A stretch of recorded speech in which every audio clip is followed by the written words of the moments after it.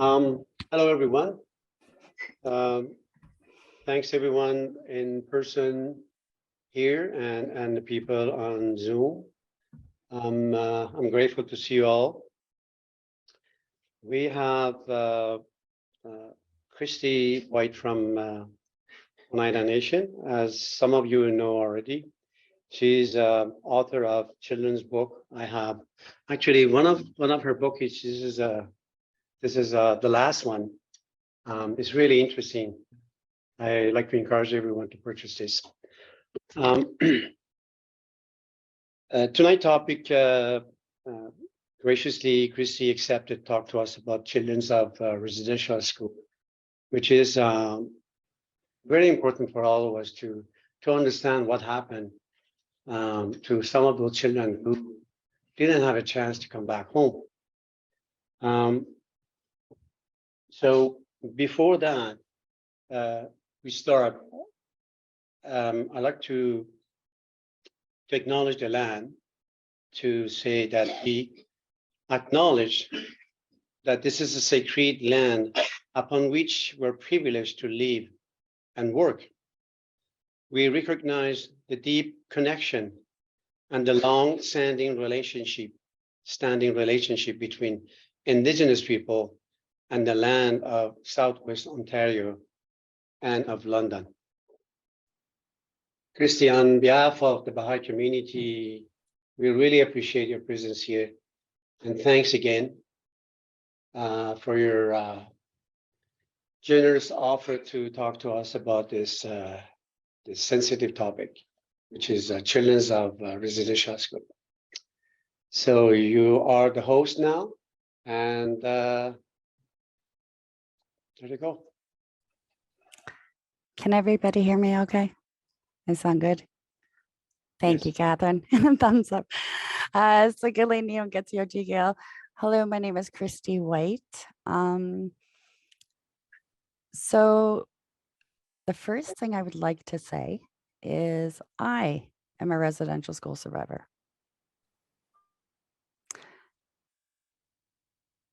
And I see the shocked looks. So I'm going to explain how residential schools started. So the first thing I'm going to do is I have a video here I am going to share, and we're going to just take a look at it first.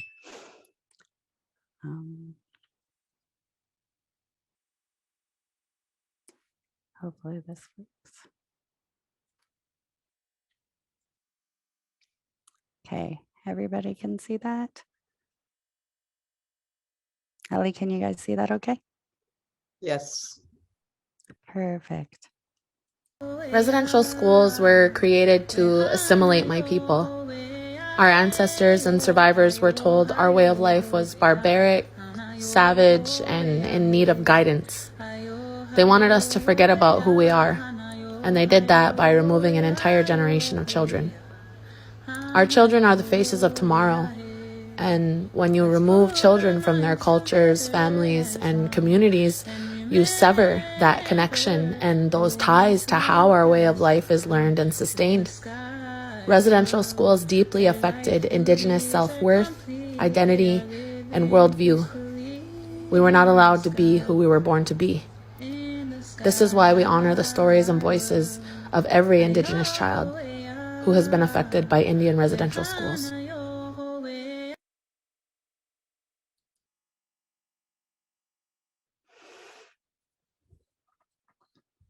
Can everybody hear me now? Ellie, just shake your head if you can hear me.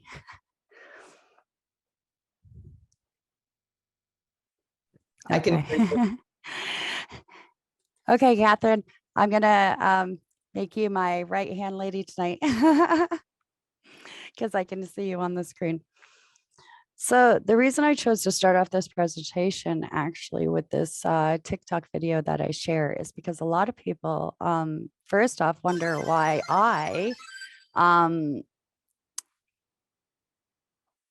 what my passion is about residential school and how this kind of fits into my day to day. So I'd like to give you a little bit of history on that. So one thing with the children's books is it's an Indigenous children's series for Indigenous children. And the reason that I do residential school presentations alongside of it is because that a lot of our issues with our Indigenous children in education today and with literacy and stuff actually comes from the residential school system. So for me, it's kind of hand in hand. The whole Jay and Gizmo project actually started as a residential school truth and reconciliation project. So I just wanted to clarify kind of, how my two things go part and parcel. In my studies with residential schools, one thing I really realized is a lot of people, no matter what the information was out there, really don't know how to decipher the information, right? Because it just seems so overwhelming and it seems like so much. So one of the first things I do is really try and, map out where it started and how it's still affecting children to this day. So I'd like to start off by saying the first residential school in Canada. The first residential school in Canada, I'm assuming most, Catherine, maybe you can answer, give me a thumbs up. Are most people in our area? Are they in the London area that are zoomed in? Do you know? Yes, I think so, as I look through. I'm not sure about everyone. Okay, but for the most part, it's this area.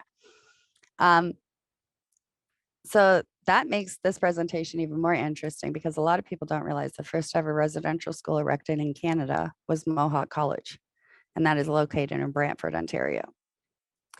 It was the first ever residential school in the history of Canada.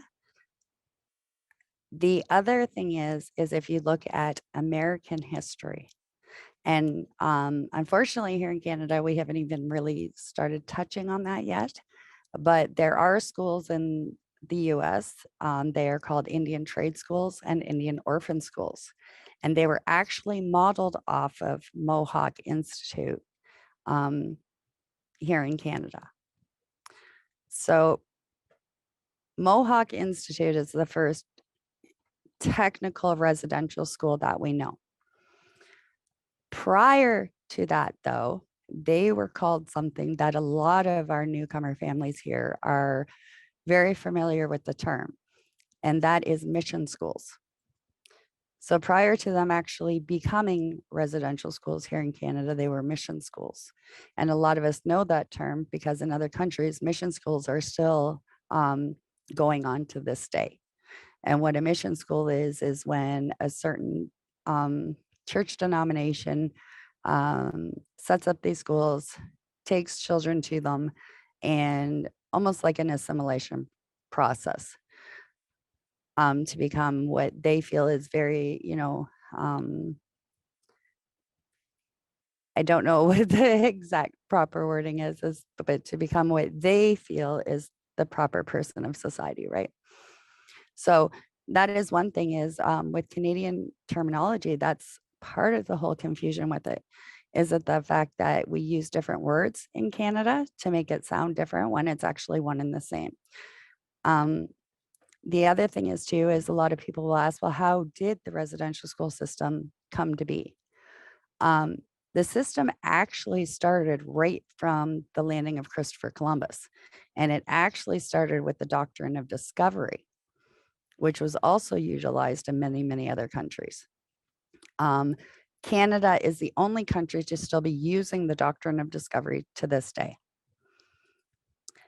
Past the doctrine of discovery, and that's the church ruling, then we know the British monarchy had a piece in it. After that, the Canadian government.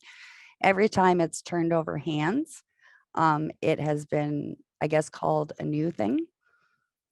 One thing I think everyone really needs to understand is the whole system for Indigenous people came from one place and one place only, and that's the Indian Act.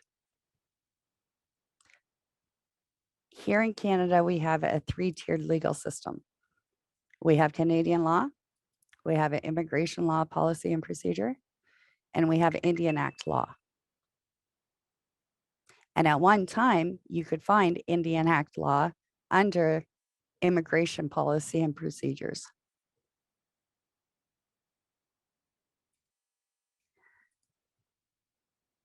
Before I go any further, I also wanted to explain two more things that I think are the biggest questions I get is, when did the last residential school close? Well, we know what is documented is the last residential school closed in 1997.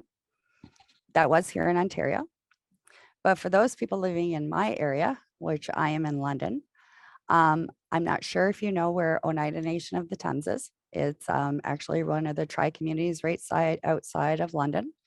On my home community, Oneida Nation of the Thames, there's a school there called Standing Stone. I'm sure some of the educators in here are probably very familiar with it. Standing Stone Public School was not turned over to the province until 1993.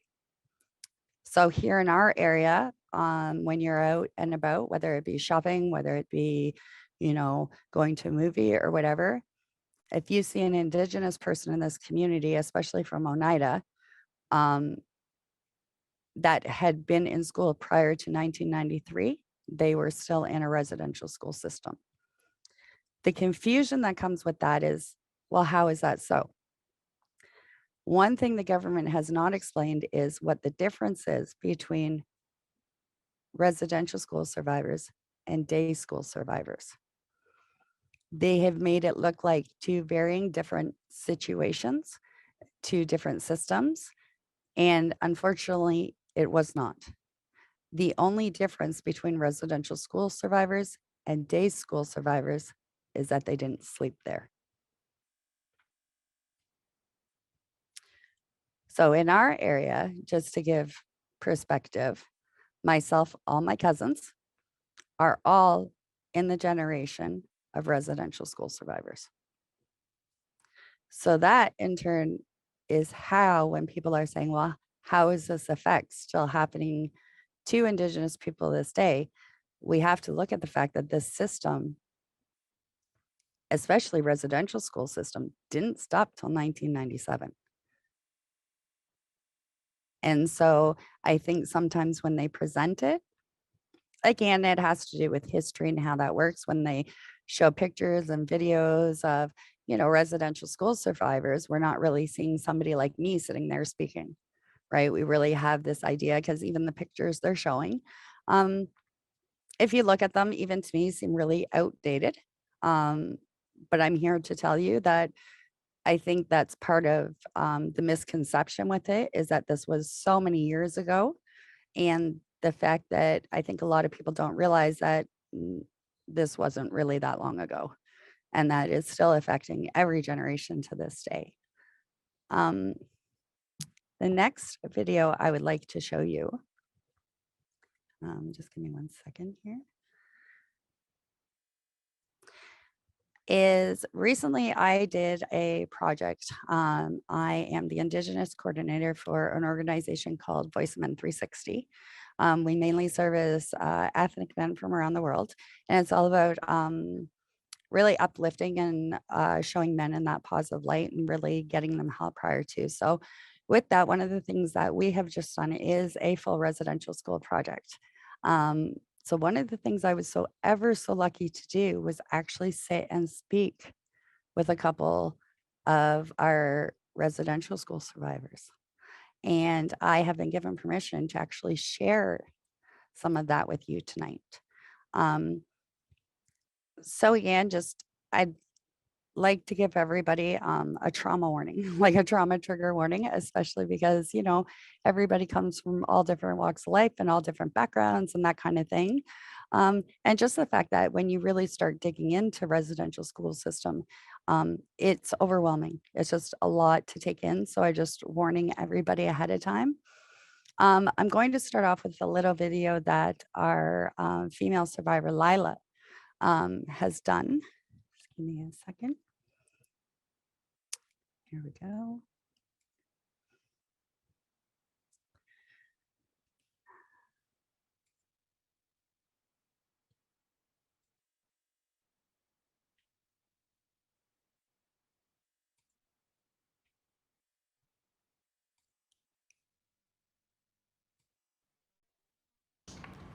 But now my name is, I was number 16 for a lot of years.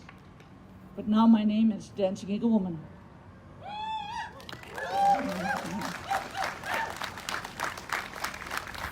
You see that water? Yeah. That's the water I walked across. So can you imagine little 12-year-olds walking there? Yeah. And way down there is a bridge. And that's the highway. We heard a lot of stories about people that lived here. Yeah. So you lived in the little house that was. The one that was right here. We use our sense of humor to laugh, and that's a way of healing, right? I'm so excited got this. There were sparkles on the water,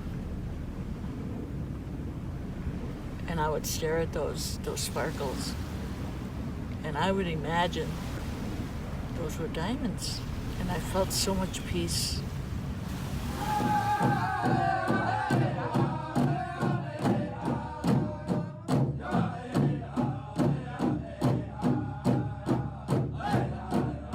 I was the most negative person, because I hated myself so much, because I was a full-blown alcoholic, and I went to treatment for that. Today being Truth and Reconciliation Day, we as Indigenous people need to speak our truth, and we ask you to acknowledge this as our truth.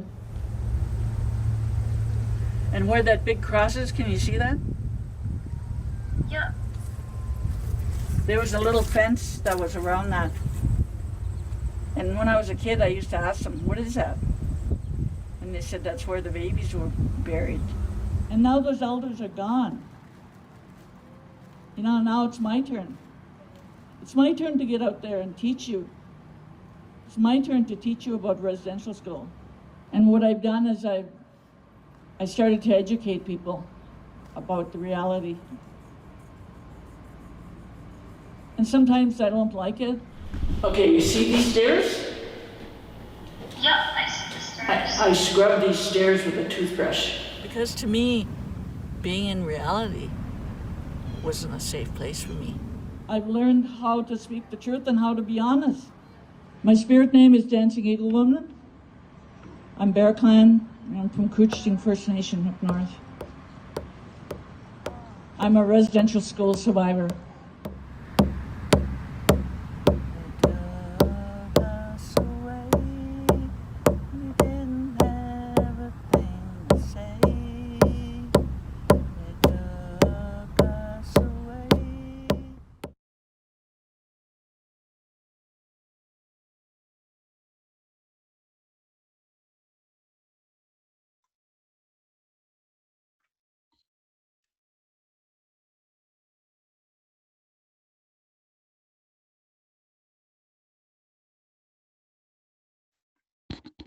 Can everybody hear me okay again?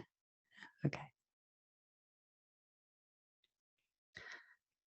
So that's our female residential school survivor. That's going to be in our next little video. That's one of the videos that the Truth and Reconciliation Commission had did for her. So I always like to share that. She put a lot of work into that. That was actually her trip home and to the school grounds that she had not been to in years.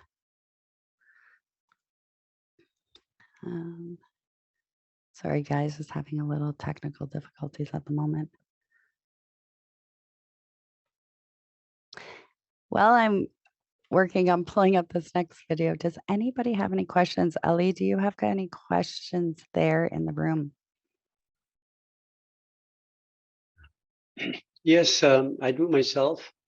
But then anyone in person, do you have any question before I ask my own? Okay. What was the purpose of the residential school? Oh, so the purpose of the residential school actually was, so throughout history and throughout, I have to go back to, I can explain one quote that came from Pierre Elliott Trudeau and them when they enlisted something called the White Paper. And throughout the ages, whether it was the church, whether it was the monarchy, whatever, they seem to have this idea. Well, the exact wording was is they needed to beat the Indian out of the child, and then they needed to take the savage out of them. It was actually a true, what do we call that? Assimilation. They felt that they were doing the work of God to turn indigenous children into proper, quote unquote, God believing and fearing children. So the whole thing is they felt that if they took indigenous children off to these schools, that they would be doing the work of God to take the savage out of them and turn them into proper English speaking children, essentially, Ellie. Does that answer your question? Yes. What made, I mean, I understand the churches made their decision because they wanted to perhaps Christianize. Yeah. But was there any help from the government side by side or just the church? No, what happened is it actually was handed. So this is where the confusion comes from, because everybody's curious whose hands were all involved in this. I think that's where you're going with this, Ellie. So the crazy thing is every single, and that's why we're now saying it's a whole system issue, because there isn't a part of the system. So the monarchy had something to do with it. The church had something to do with it. The Canadian government. So what happened is every time a different entity kind of took over, Elise. So like when the monarchy took over from the church, they still ran it, right? And then they'd put it into government law. And that's exactly what happened at one point. It was government law that the indigenous children be taken to these schools. So at that point, when the law was enacted, to go back to something you had mentioned, Ellie, about the children not finding their way home, I can explain part of that. When the law was enacted, they would literally say, come to your home, Ellie. I'll use you and Tracy as an example because I just adore you guys, but they would literally come there and take the babies away from you guys right out of your arms. They were taking children as young as 2 years old off to residential school and not releasing them until they were 18 or 19 years old.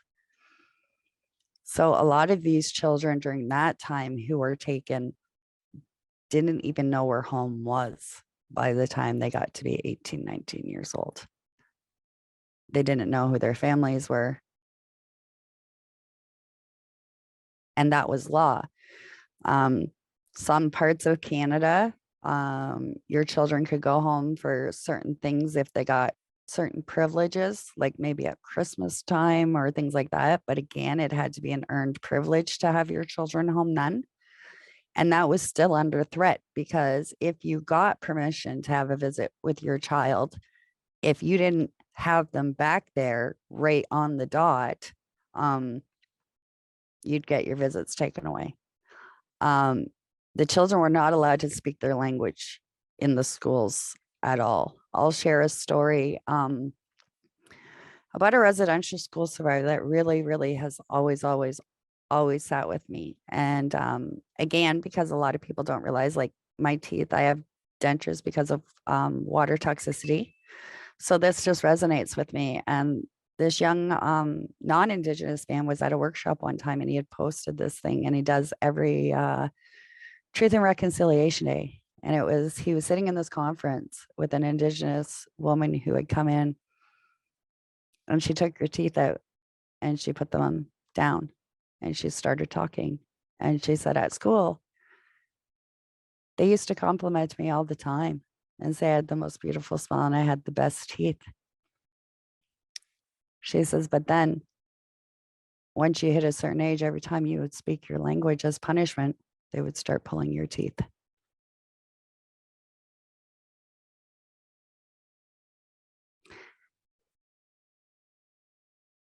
And those are the stories, Ali. We have siblings. The man we're going to see a little bit of an interview with, he was the oldest sibling. When they were at school, they couldn't even acknowledge each other. They couldn't even acknowledge that may be your brother or sister walking by you. You weren't to speak your language. You weren't to be indigenous in any way, shape, or form. And if you were, it was punished.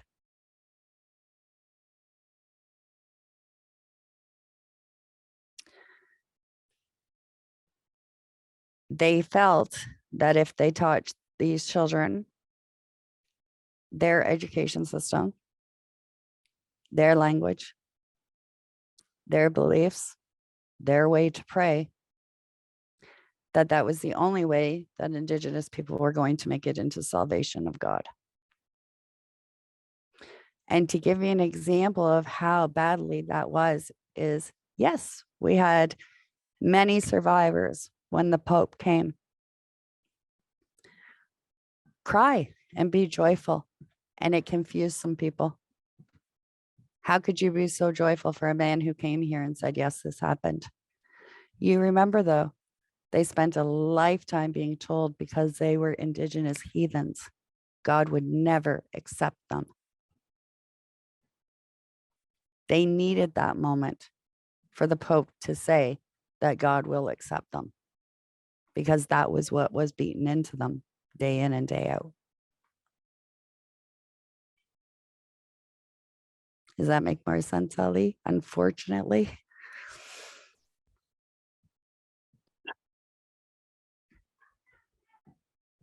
I would like to say one thing I always tell everybody in the whole truth and reconciliation thing is we really have to work on truth before we can get to reconciliation, because the truth isn't pretty and it's uncomfortable and it can be ugly.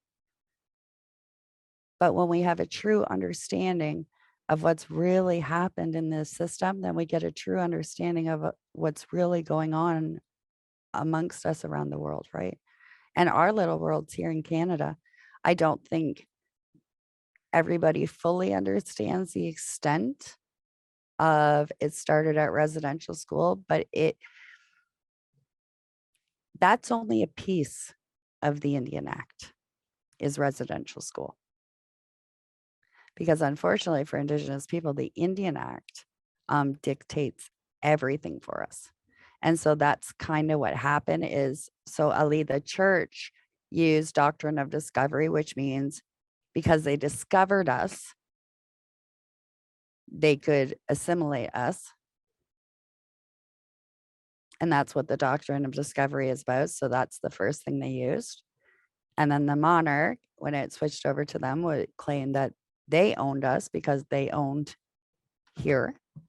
And then again, when that switched over to Canada, Canada runs the Indian Act. So now that's how their piece comes into this. We still have the Governor General who sits with Trudeau. The Governor General is actually supposed to be our voice because they sit there for the Crown, and the main dealing the Crown still has left with Canada is Indigenous people. Because you think the Governor General's position is to speak for the Crown. What dealings in Canada do we still have with the Crown? And that's why even under, when the Pope came here, he said we've become complacent, right? And that's kind of the truth, because even under the Charter of Rights and Freedoms for Canada, if you were to pull up that certificate and really scroll in and read the very first line, it says God's law first here in Canada. And the reason that's in there is because, remember, Indian Act law was started with God's law under the doctrine of discovery.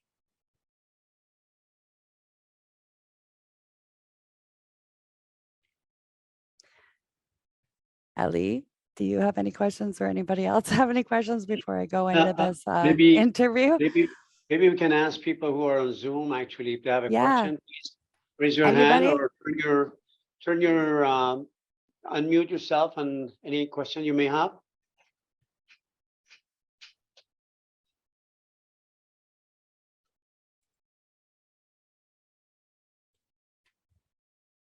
Anyone from Zoom meeting?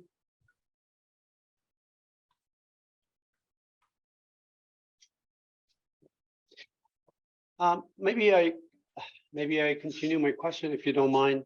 You're talking about true understanding. Yeah. What do you mean by true understanding, and what do you suggest to us in order to bring that true understanding? Ali, I'm going to pause you on that question. I want to share this video, like this interview I have of survivors. And then I will get back to that question because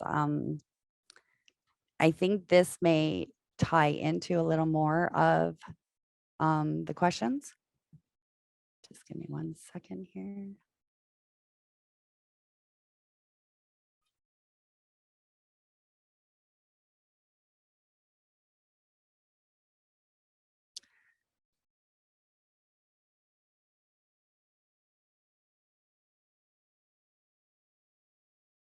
My computer's wants to be buggy tonight.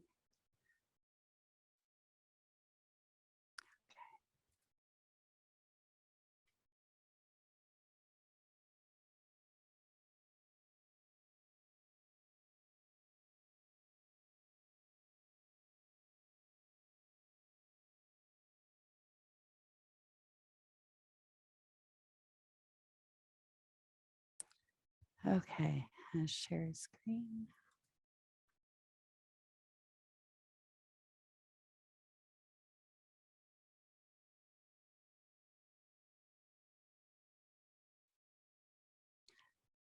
There we go.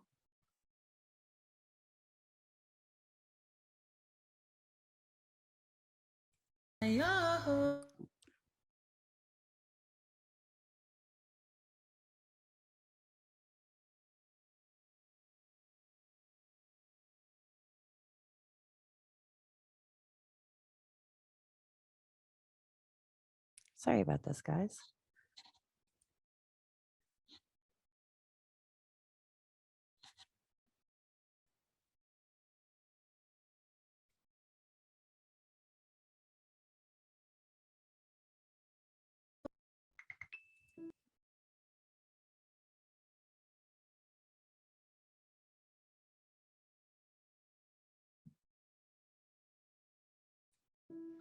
The rules were really rigid. You had to line up and you had to stay in line. You can't, like, it was all new to us. And, you know, some kids move around more than others. And yeah, we were 5-year-olds. One of my first experiences was that there was someone about my age at that time, which would be about 5. And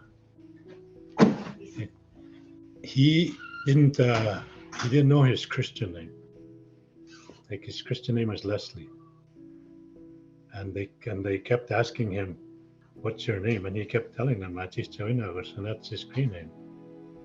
And they kept asking, like, they'd hit him. And again, you know, they'd ask him, "What's your name?" And he'd repeat the same thing, and he kept getting hit. And that itself kind of traumatized some of us, watching this little guy get beat up because he didn't know his Christian name, because all he ever knew was Chichoinagus. And someone from his home community was going to go to bat for him, and they hit him too. So that was like one of the first learning experiences. You learn not to cry, because if you cried, you got hit more. So the more you cried, the more you got hit. So you kind of learn to keep that emotion inside. And then there's the one about laughter as well. We couldn't even laugh. You know, like if somebody fell down and we were watching them fall and it was just funny, it wasn't like they didn't get hurt. And we laughed, we got hit and told, "What are you laughing about?" So it was tough at the beginning, and we weren't allowed to speak our language. There was a few of us that kind of like, we'd have to whisper. Like, it wasn't like, and we had to do it out of earshot, because otherwise we got spanked. So it was difficult. There's some that don't speak their language now. My dad maintains that because I'm the oldest, that he's surprised that I maintain my language, because my siblings, even though they didn't go to school as long as I did, lost some of their language. And then on top of that, we weren't allowed to speak to our siblings if there are siblings in a different dorm. But now, like it was difficult, especially if you had a sibling and you see them next door and you can't even yell and say hi. Like if they found out, well, guess what? You got punished. It's always tough too, like being the older sibling, because you got to kind of have to try to pick up for them when they're being bullied, and not only being bullied by other students, but sometimes the supervisors. Yeah. That's really difficult to fathom, just to see one of your siblings being spanked for usually not very good reason. My spirit name is Dancing Eagle Woman, and my English name is Lila. And I come from Northern Ontario, and it's called Fort Francis. That's where I'm originally from, but I reside in Sarnia. And I've been in Sarnia for about 21 years. Well, I went to St. Margaret's Residential School, and I was there I was in residential school from the age of 6 till I was 14. I'm second generation. My parents went to residential school there. The way that I behaved in the school is I was rebellious. My sister got some of that too. She got punished too for because I was her sister. So and then she was angry at me because I was always the one that was rebelling, and so she would get part of the blame of things that were happening. One time the nun let us stay up late, and she said, don't wash your hair or anything, because you're going to wake up the younger kids, the younger students, the girls. I don't know what the special occasion was, but we were allowed to stay up and watch this little black and white TV. So then when it was time to go to bed, I went and washed my hair. So she just blew right off the handle, because I did that. And so she went and got a wooden ruler, like, real long like that. But they have this metal thing that goes in the middle of it, and she beat me on my back, and then she got mad and she just wouldn't stop hitting me. So so she ended up breaking the ruler on my back, and my sister told me, my sister was in the same bedroom as me, and she told me, pretend to cry, because if you don't, she's going to keep hitting you. And I don't know if I cried or not, if I really did cry, but she didn't bring another ruler. But today I suffer at the hands of that, because I have to use a walker, and and I have 3 different types of arthritis. I found out when I was a kid I had scoliosis I was never dealt with. I never walked till I was 4. So but it didn't stop me from doing what I wanted to do, And as survivors, one thing about a survivor is we are bullheaded. We want to do stuff, we'll do it, and so we, I accomplished a lot in my life, even though I was crippled like that, and as age,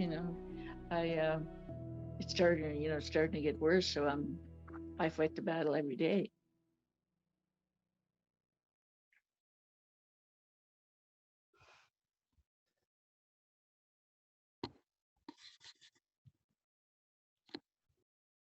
Ali, does that answer some more of your questions? Yes, thank you. So the question is for helping and things like that. One of the things that we are seeing, especially through the residential school, is that every facet of Indigenous life was taken, especially right from, for example, my first Canadian family member, John Jameson was born here in Canada in 1853 and was taken to residential school and has happened all the way through the family lines. And when you look at how really deep seated that was and still is, the problem is then you start seeing how, because that was an order under the Indian Act, and how the Indian Act affects other things, how that has now transferred into Indigenous lives altogether, the trauma that's ensued. We're really struggling right now to like gain back our languages, our cultures, our ceremonies, community, family. It's a struggle. And I think even for the younger generation, myself, I can say, really sitting and listening to especially the older survivors and getting new perspectives on things, and things like that. So to give you an example, like with my stuff with the Literacy Project, why that was so important to me for Truth and Reconciliation is when we're starting to see that history come out, you can see how for generations, Indigenous people weren't actually given an education. And so when you look at, 80% of Indigenous work is still contract work because that's what the government deems. It's interesting that they deem that most work for Indigenous people is contract work, yet we have the lowest literacy rates in the world due to residential school system.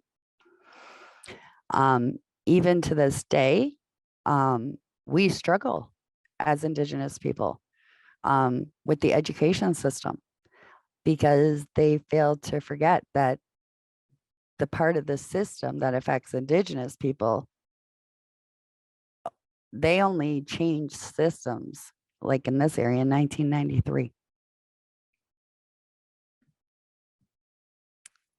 So it's so hard, especially for, we're really, really working hard at getting our younger generation, you see it, Ellie, like getting them caught up with language and ceremony and stuff like that. And so for an example, my little guy is really, really struggling with the education system and just outside of home environment. And a lot of that has to do with is, in some areas, there still is a lot of deep-seated racism, right? And the underlying remarks and stuff like that. Our children struggle in an education system that really wasn't built to service any of their needs. We have high numbers of children with, things like ADHD, things like that. Again, intergenerational trauma.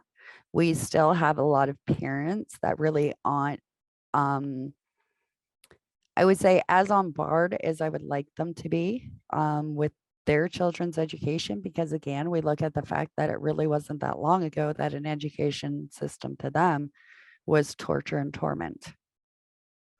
And so, asking them to be willing participants, putting their children now voluntarily into these education systems that really haven't made much change in the way of accommodating Indigenous children and how that might look very different. It's a struggle. A lot of our parents are pulling children out of school to do land-based learning, to get back to culture, to get back to language, because of what has happened through the residential school system. So I guess the biggest thing I would say for anybody that can help when it comes to really understanding the residential school system is, one, to remember that we are technically in some areas only one next generation into where residential schools have not affected families. For example, in my family, my children are the first generation to not be affected by residential school. And the fact that because that system was there and it was so volatile, how that kind of, transferred into other systems like healthcare, jobs, all of that. It was made very prominent in Canada for a long time that Indigenous people, especially children, were savages, that needed to be corrected, that needed to, you know, walk, talk, and act a certain way to be, as far as humans, because actually under the Indian Act, it actually stated the definition of a human was anything other than an Indian.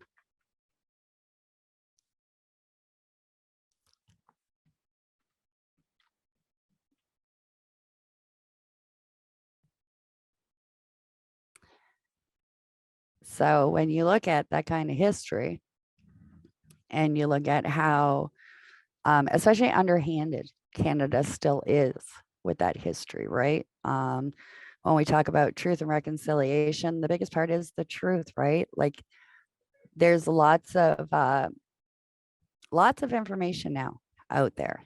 And I know a lot of people don't really know where to go and look for that. So one thing I'm going to say is we do have the Truth and Reconciliation website with all the calls to action and stuff like that. It's a really good resource. Honestly, this day and age, even Googling residential schools in Canada, that's a really good way. I also encourage everybody, whenever you learn something new when it comes to Indigenous history, that you know is factual and truth, like about what's going on with our residential school survivors, start the conversation. Be brave. Just bring it up and say, hey, did you know this? Because a lot of it is a lot of people just don't know. And that's just the way it's been, purposely. So I think a lot of us now is just a fact of,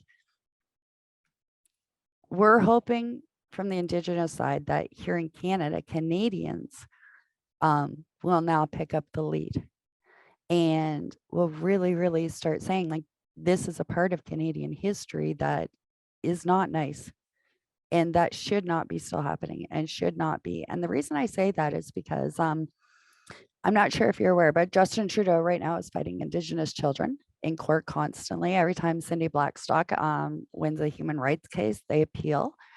What a lot of Canadians don't know is he is using the doctrine of discovery to appeal those decisions, and he's using Canadians' taxpayers' monies to do that. And I'm sure he has not asked the Canadian people as a whole if they are okay with their tax money being used to fight Indigenous children on human rights cases. And so those are the kinds of things that we can start paying attention to. We can get educated on. In every facet of your job, there's an Indigenous part that is affected. And unfortunately, that's how Canada has made it. We have system after system after system after system for Indigenous people. As much as to the outside world, that looks like it's inclusive, it's actually not. It's almost putting us in boxes and reminding us what Canada feels about that. So honestly, I think at the end of the day, the best advice, Ali, I can give anybody who really wants to help and be educated is,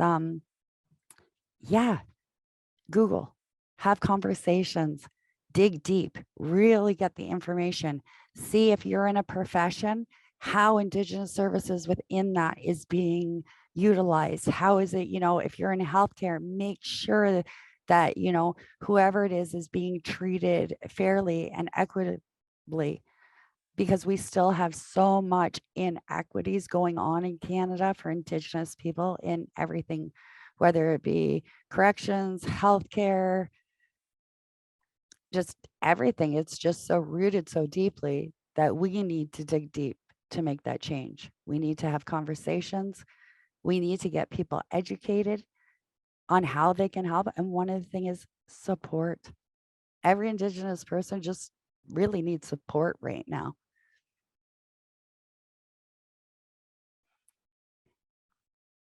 Any questions, Ali, or anybody else? I'm so grateful. Thank you so much. There's a person in prison here he has asked a question, Mr. Iranian. Thank you, Kristi. I really like what you're saying and really opening my mind. I just wanted to know, has the truth and reconciliation helped anything? Like but from what I got from what you just said, I think that's just a starting point. It hasn't helped very much. But can you tell us a little more? Like what else has to happen to really help? You're right. So, but how that worked is because when they did, I think it was like 92 or 96 calls to action, right? The thing is Canadian government has actually only followed through with 2 of those out of all of them. And I think that's one place that Canadians aren't actually aware is that, yes, it was nice that they put out all these calls to actions. And I think a lot of Canadians thought that that was going to be automatically implemented. And so I can see why you look at it now and say it didn't do anything. And it didn't. It was, I mean, even the apology, to be honest, was fake. You have to think that was how many years ago, and here we are now. I think one of the things that I do need to make clear is what the surprise was, because, you know, as Indigenous people, we know the history was there. So when we go back to your question about the Truth and Reconciliation, that was on their part, because what happened is under the Truth and Reconciliation, let's take Kamloops School, for example, where Indigenous people started flipping out, and I'll use that word, but getting upset, was the fact that the Truth and Reconciliation Commission had listed 35 children dead over the whole existence of Kamloops School. So when we found 217 in the grave, somebody's math was a little off. The other thing is under Truth and Reconciliation, all those, they were asked to release the documents. We're still fighting for those documents. So again, they present it to Canadian people that they're doing certain things, but Canadians aren't educated enough in the way of like Indian Act and all that, because it is a very complicated system. It's complicated for us. So I would say you're right. The TRC, other than just getting your information, I can't trust them to do anything for us. So that's why now I've taken to the streets to the people. Because if the people start the conversation and the people can hold each other accountable, then we can hold the TRC accountable. Is that make more sense? It does. Thank you. Because again, you're right. The TRC, you have to remember, Trudeau put that together, not us. We agree, and those were the calls of actions that we wanted. But to give you an example, myself as an MMIWG, there was so many calls of action in there for women, Indigenous women in Canada. They've not met, not one single one. We're taking them back to court again. And again, when Canada says to you, oh, look at our horrible history, are they also piggybacking it with, and we are still fighting these people and we are still treating them this way? See, they don't say that when they're saying, oh, you know, we're looking at this. Because again, remember, who has oversight over what's really going on with Indigenous people? Who do they have to account to? Who do they, you know, and that's how they're getting away with it, honestly. It's like half truths, right? If I give you a half truth, then you believe I've given you the whole truth. So that's what I would say. Honestly, that's why I'm a take it to the people kind of gal. Thank you. Yeah. Thank you so much. Anyone from Zoom has any question? Please unmute yourself.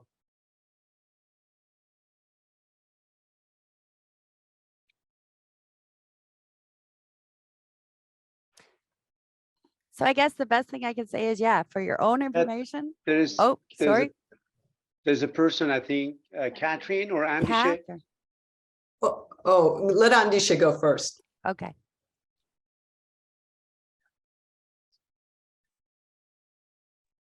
No, sorry, I don't have a question. Go ahead, Catherine. Thank you. Welcome. Andisha works with children. I'm still trying to wrap my head around what the Indian Act does here, because a little bit I've learned so far is it seems to be doing like what was done in the States a long time ago, to like divide people and say, okay, you're 3/4 this, 1/4, you know, 9/10. it seems inherently to express an attitude that is we know is no longer true. So, okay, so Catherine, I think I know where you're going with this. Why do we not abolish the Indian Act? I will tell you from Indigenous perspective, I will hold on to that till, and here's what Canada needs to understand. This is how sad it's gotten. Indigenous people refuse to abolish the Indian Act because what they're not telling you is through all of these, and since you've seen it, you've seen all the different amendments, all the different changes, all the different this. So every time something's happened, they've amended it to get on top of us. So essentially, what Canada doesn't understand now is all of our treaty resources are now tied into the Indian Act. So if we abolish the Indian Act, Canada then will have full control over the resources from one end to the other. So unfortunately, Indigenous people will hold on to living in trauma, living in poverty, and living like third world citizens to protect the natural resources of Canada. Can I ask a clarifying question? Thank you. Yeah. What does it mean that treaty resources are under the Indian Act? Like, can it not be done without the Indian Act? Can it not? No, because if what Trudeau's trying to do, and that's what he's trying to sell to Canada, is wouldn't it be nice if we just abolish the Indian Act, right? That sounds fair and nice and la-di-da. The only problem is because the treaties are tied under there. If they abolish the Indian Act, all the treaties are abolished. Which means they're back to being able to claim that because they're Canadian. And see, that's another part that a lot of people don't realize. We're not Canadian here. We're not Canadian citizens. We are North American citizens. So that's why even on paperwork, when you start really paying attention, see, a lot of people don't because you don't check the box that doesn't really apply to you. You don't really pay attention to it. So a lot of people don't realize there's usually 3 boxes under citizenship: Canadian, immigrant or landed, and Native American. And that's why is because it's actually a citizenship thing. Indigenous people here are not Canadian citizens. And so there's parts of the Indian Act that they've amended and things like that. So at one time they used to do what was called enfranchise us, which means pretty much kick us out of the Indian Act club. We were no longer Indigenous people. It sounds nice that they stopped doing that on the surface, right?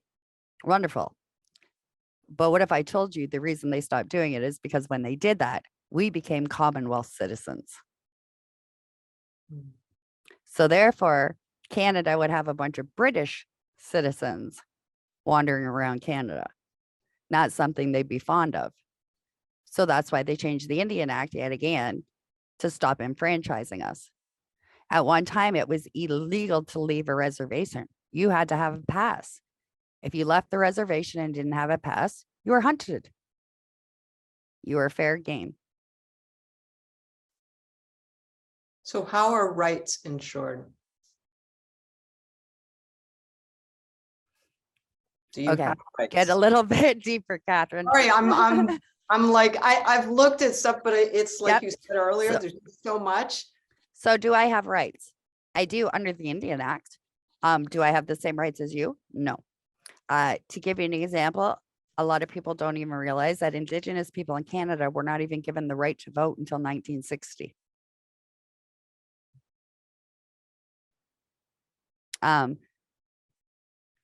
So even when you look at that history, the original people here didn't have a say until 1960. And I mean, that's the kind of history that Canada doesn't want Canada to learn, right? Like a lot of us know when women got the first rights, we're taught that in school. How many people in this presentation have been taught that it wasn't until 1960 that Indigenous people were given the right to vote in Canada?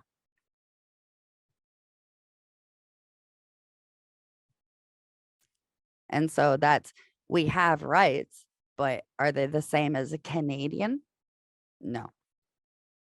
For example, me and you, Catherine, could be walking down the street doing the exact same thing, and they would have nothing under Canadian law to charge you with. but they would find something under the Indian Act to charge me with. And the reason I say that is if you can Google, Catherine, a picture of a indigenous status card, you'll actually see at the very bottom of our status card, and we're given numbers based off of blood quantum. The only things in Canada given any kind of dignity with blood quantum is cows, pigs, horses, and Indians here in Canada. So if you look at the status card, it'll actually say at the bottom of my status card, it says that I am an Indian under the Indian Act of Canada section, blah, blah, blah, because it actually cites the law section that they can now look under because the laws now change. We have police officers here in Canada who will ask us for ID and continue asking us for ID till we are left with only being able to hand over our status card left. So that way they can, because once you give a police officer your status card, then it shows them that you are now under the Indian Act and the law changes. And there are police officers who, like, you can give them your driver's license, you can give them everything, but they'll just keep saying, nope, we need something else until you give them your status card, because then they know the laws change. For example, RCMP was actually founded, when we hear about through history, we hear this term, the Indian agent. The Indian agent took the kids. The Indian agent is the RCMP. They were actually founded to enact the Indian Act. That's who that whole division was completely put together. So to give you an example, one thing we kind of found, I guess, off, I'd say, I want to say gross, but it's not nice terminology, but for the Queen's funeral, when you think of the procession up the front, it was a statement loud and clear, because the procession started with the RCMP, the Canadian government, and then the monarchy. And that was a depiction of the Indian Act right there.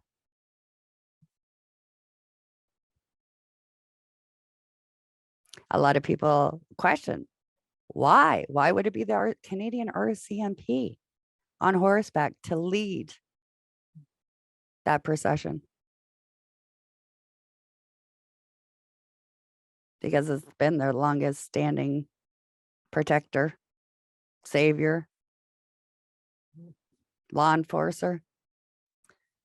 But they were completely originally put in place to be the Indian agent.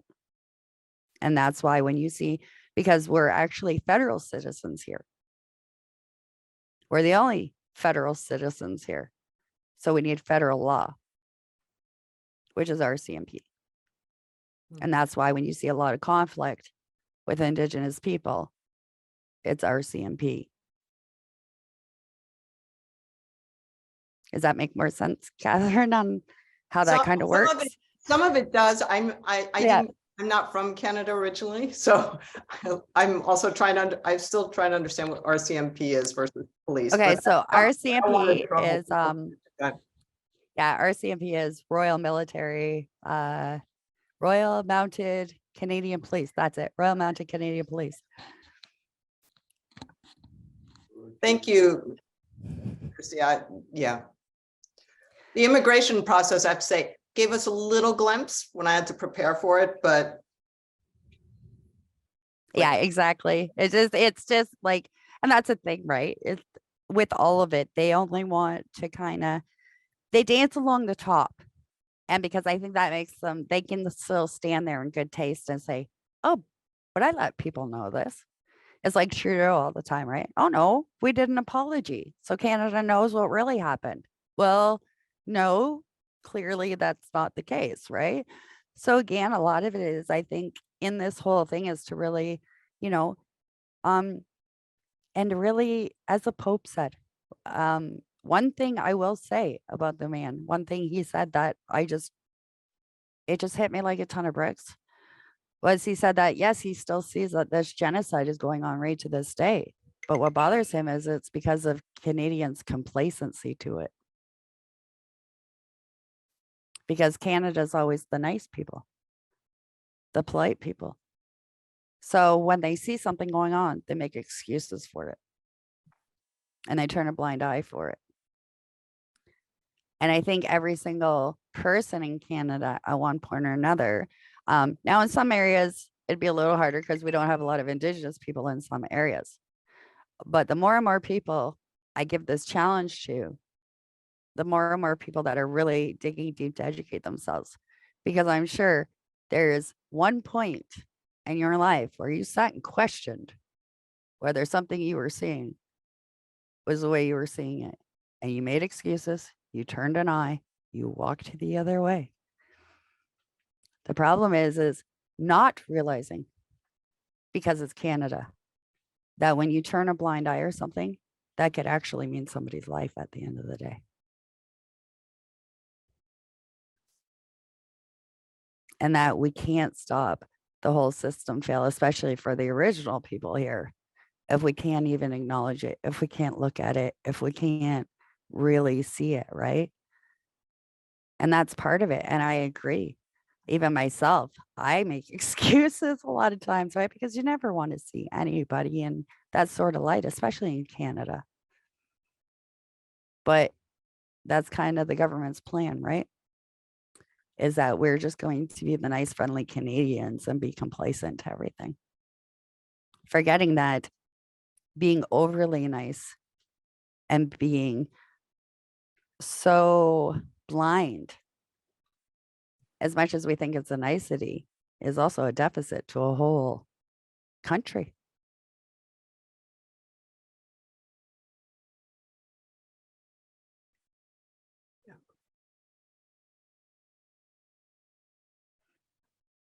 Any other questions?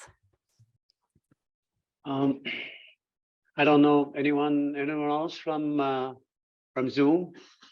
Please unmute yourself. No, it doesn't seem so. Anyone in person? I have one last thing to say to educators out here who are working in education. Where's Miss Edamon? Ali. I'm like, you need to pan over to Miss Edamon. We're having a conversation now. She's here with us. She's like, not me. Anyway, one piece of advice I would like to give all the educators, especially if you're working in the primary grades. We are about to be the biggest pains you will ever see in your life because we have a lot of our littles who are all doing land-based learning prior to Western education. If you are working in with littles, whether it be daycare, junior grades, like grade 1, 2, 3, my suggestion would be if you have an Indigenous child in your class and it's their first time really into a Western system, please go read and educate yourself about what culture shock can look like to little children. Because I myself, and I have actually a few other families that have taken our very cultured land-based littles and put them in the system. And I don't think even for us realized what kind of like actual culture shock that they could go through, like paralyzing culture shock. My children were cultured when they entered school, but I would say not near as cultured as my grandson who's in school now. And even myself as an educator who, you know, goes around talking about truth and reconciliation and literacy and stuff like that, I am being educated on what now, as Indigenous people are really moving forward to bring their littles into culture and language and stuff like that. I think one thing we need to all get educated on too is what culture shock looks like in littles, because I have now experienced it firsthand. As much as my other children struggled, I would honestly say I have not seen them go through something like this. And then looking at the fact, like, there's more and more. I know so many littles who, because they were born through COVID, are completely, you know, Indigenous taught, land-based learning. And I'll honestly tell you, if you have a child in your school that you think this may be happening to, or littles, please reach out to Miss Edamon.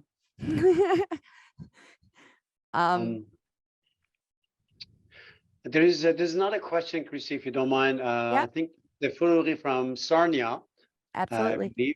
Oh, it's not from some. I know from here. Okay. Please go ahead, ask your question. Okay. Thanks for all this information. Some of them are quite new to me. Just wondering that, this kind of segregation and it's happened all over the world. It did happen all over the world, and it still is going on. It happened in Persia, China, Russia, in Arabic countries, African countries. The way we have a lower the case of people, higher NIT. So my question to you, do you think, or do you see in the future, the reservation will be completely lifted up and all we live in the same? That means you never change, you are Indian, I'm a Persian, that person is Kurdish, but we live in the same country, we have the same right, without any special things given because I'm the first nation or you have second nation or third nation. All will be one people in one country and one world. Is it possible in your view? Absolutely. So I'll just go into a little bit right now, but I think Ali could probably help you with this later understanding. So as a Haudenosaunee person, we have one belt that one of our wampum belts that was brought to us actually by somebody we call the Peacekeeper. And that belt for Haudenosaunee people, you'll see is like purple and white, and it's strips. And to explain that to you, so we have always believed, right, in this two canoe theory, where everybody, right, it's kind of like stay in your own lane, right? And that's one of the things that we see with Canada is even us as Indigenous people love the fact that it's so multicultural, especially because you got to think a lot of other people coming from other countries, when I sit down and speak to them and say that, really have raw talks about the countries they're coming from. And I invite anybody who wants to get a hold of me, we can have one of those conversations too. And I kind of walk through the similarities between other countries in here too, and what they're seeing in the way, especially in war-torn countries, right? So one thing I personally believe is the fact that this whole two canoe theory, everybody really, really could. It's like me. I meet other people. I may not 100% believe everything they believe. I may not understand all their cultural teachings and beliefs in something, but again, it's not for me. It's for that person. And again, it's just the respect and love of the fact that you are another creation. You are somebody else who has your own walk, your own life, your own family and experiences. And, when we really look at Canada, that's what we as Indigenous people envision Canada as being, right? Where nobody had to be better than anybody else or above anybody else. Everybody could respect each other.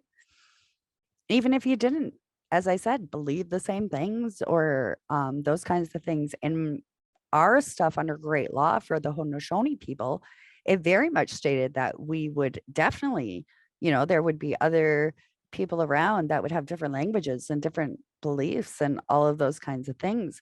But one thing we were always told is that we still respect that that's part of Creator's creation. And so again, just really, really, keeping everybody on an even footing, as that makes sense. Like I always say when I sit with people, I always want everybody kind of sitting, and we always kind of sit in a circle. And I'll explain that is because what I tell everybody is, again, if everybody here stood up and we all came together, right? And we stood in a circle and we were all side by side. If you notice, nobody's higher or lower. We're all together, shoulder to shoulder. And if we all started moving forward, we're all walking our own walk. But we have somebody beside, right? And that's the thing. We support each other. We care for each other. We help out. But again, it doesn't have to be this whole thing that one part is better than the other part. Again, for Indigenous people, I think one of the complications is we forget we're all different tribal nations. We have different languages. So even us as Indigenous people, we're not all one and the same. And I think that's what really gave us a good understanding of other people, was the fact that even for us, tribal nation to tribal nation, we don't even have the same ceremonies. But it was the fact that we were all taught within our creation that those are just as valuable to everybody else, right? It was just a fact of having respect that that's the way he did it and this is the way we did it. It all came from the same place. Did I answer that good, Ali? How'd I do? Yes, you know, I'm thinking there's so much to digest about what you just shared tonight. I mean, I need to really meditate upon everything you shared tonight. You know that I've been honored and involved with your nation for more than a decade now. And the more I know, the more I realize how much I don't know. You know, it just, I feel your ceremony, your spiritualities are so profound that it helps me to understand my own belief system as a Baha'i. I've heard one elder saying, you know, we have exact same belief, except that yours is written on the paper, ours is not. I have come into the conclusion, there's so many of them are so right, because when I read Bahá'í Nation's prophecy, you know, peacemaker or white buffalo prophecy or crazy horse, they all speak same language. Mhm. They all speak from the same creator. Mhm. And that's they what we're all, taught. yeah. And that So language may come out different, but we are still taught to believe that still comes from, because again, it's that individual journey. And then the same thing of, like, you know, like, to give you an example, me and you, Ali, we come from different parts of the world. We have similar yet and some different beliefs, right? But we're taught you are still a walking, talking, whatever creator. Because again, I'm only really supposed to, as you know, be worried about my journey, right? And because again, that's that whole thing of somebody can walk beside you, but they can't walk your path for you. And that's always about staying in your own lane. You can always support somebody standing like, okay, here we go. I got it in the video. See, in my top corner, it's me and Ellie. So again, shoulder to shoulder, right? Instead of, see what happens, Ellie. So again, it's remembering that creator has put us here for our own journey. And that's what I mean about, you know, again, it's history building and life building. And you know, the peacemaker came and prophesied and told us what was going to happen. So again, that's where I got this whole idea, funny enough, from the peacekeeper, was that the government isn't going to tell anybody the real truth, right? So how did we do this before? Well, I figured it out. The peacekeeper went and just told everybody what was going on. So here I am. It's just the fact of, again, like the peacekeeper, you know, he went and had conversations with people. He went and really explained what was going on. And at that time, you know, like our tribal nations were warring so bad. And if you can calm down a bunch of Haudenosaunee angry tribal nations to form peace and understanding that we can all support each other and not have to 100% agree on everything, right? And again, that's creator's love and life. That's his blessing, is that, yeah, everybody's walk is different and it can be so hard. But how do we, you know, support without walking somebody's walk? So here for Indigenous people, the best thing you do is, you know, do it the way we do it. have conversations, talk, dig deep. That's how the peacemaker did it. Well, that is why we're all grateful to have you tonight, to explain all of this.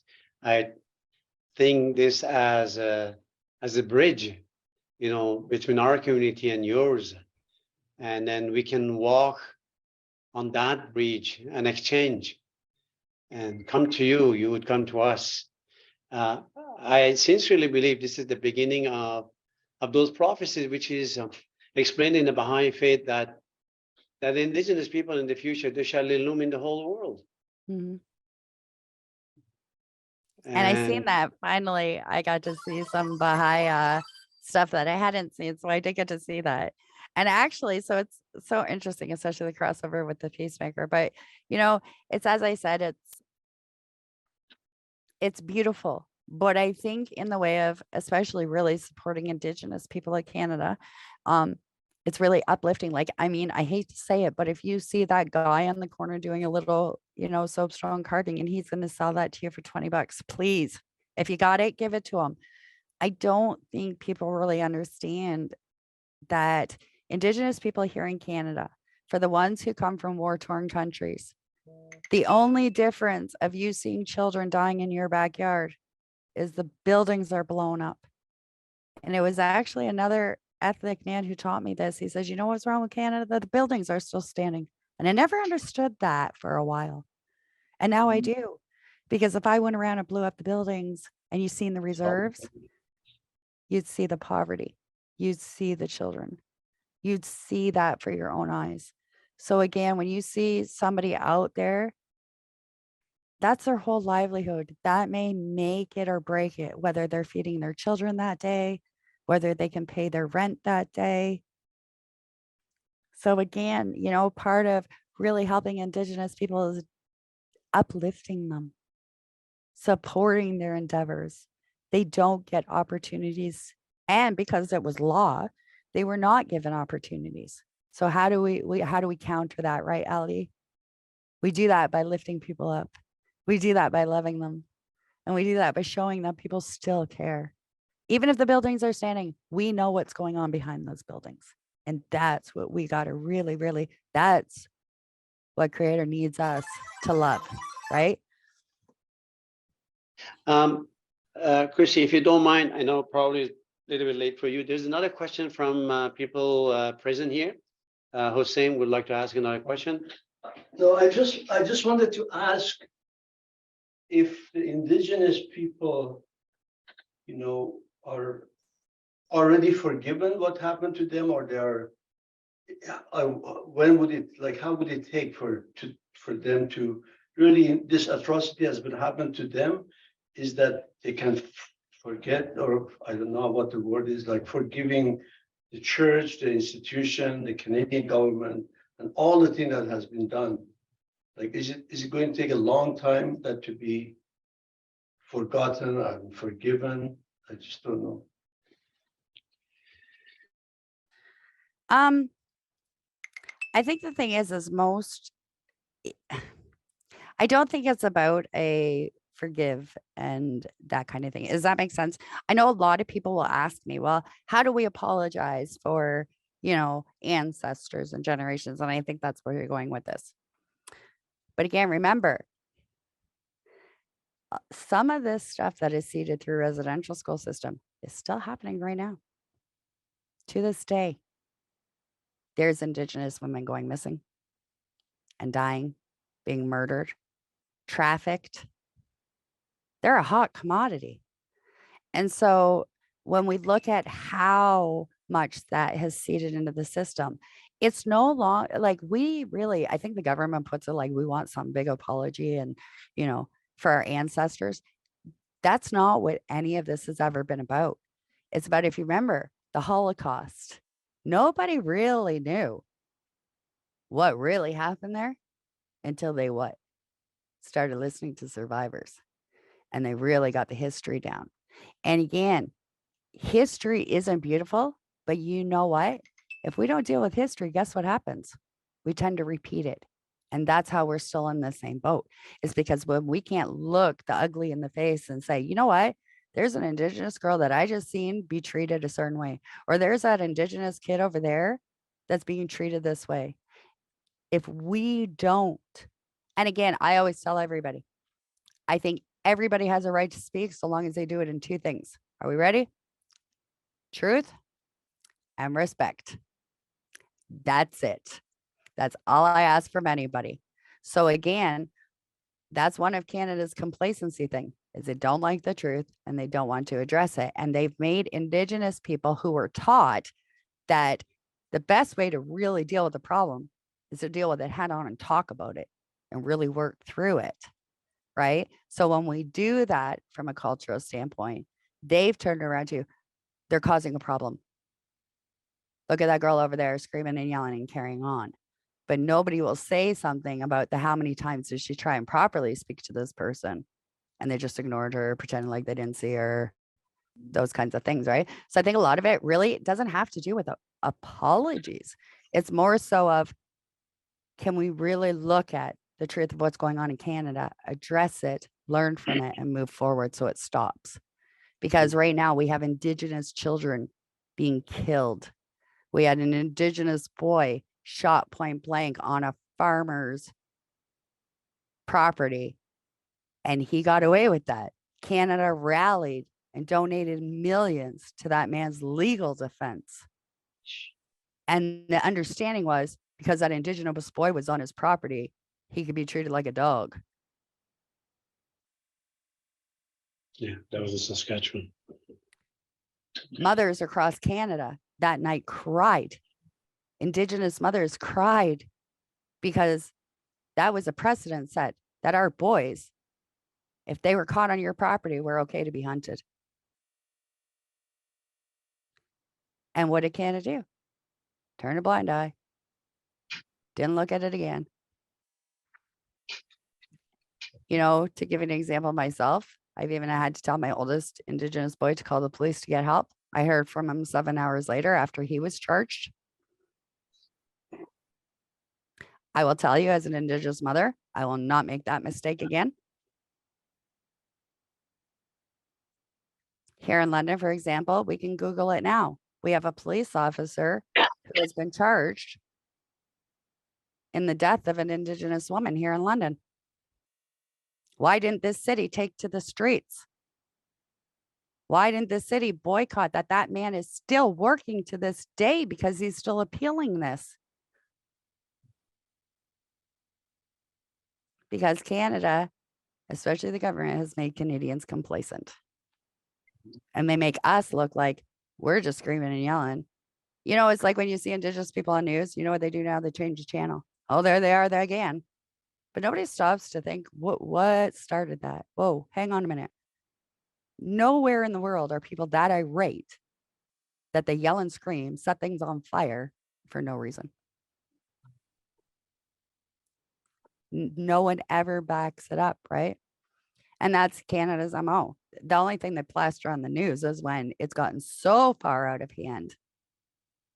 That's when they want to show. But they don't want to show like this started, you know, as a bunch of, I hate to say it, I grew up in the country.